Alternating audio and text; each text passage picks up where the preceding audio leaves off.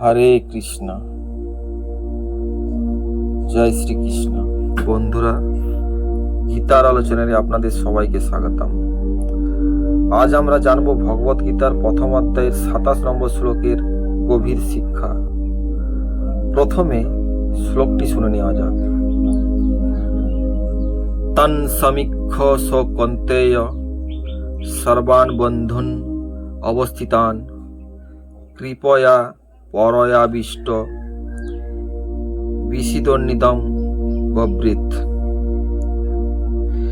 নিজের সমস্ত আত্মীয় স্বজনকে যুদ্ধক্ষেত্রে দাঁড়িয়ে থাকতে দেখে কুন্তিপুত্র অর্জুন গভীর করুণায় অভিভূত হয়ে বিষণ্ণ মনে এই কথা বলতে শুরু করলেন। বন্ধুরা, এই শ্লোকে আমরা অর্জুনের হৃদয়ের পরিবর্তন দেখতে পাই। যিনি কিছুক্ষণ আগেও যুদ্ধের জন্য প্রস্তুত ছিলেন, তিনি এখন নিজের আত্মীয়দের দেখে করুণায় ভরে গেলেন। তার হাতে অস্ত্র থাকলেও হৃদয় ভরে উঠল দুঃখে। জীবনেও এমন সময় আসে যখন আবেগ আমাদের সিদ্ধান্তকে দুর্বল করে দেয়। তখন সঠিক পথ দেখানোর জন্য প্রয়োজন জ্ঞান, ধৈর্য এবং ঈশ্বরের নির্দেশ।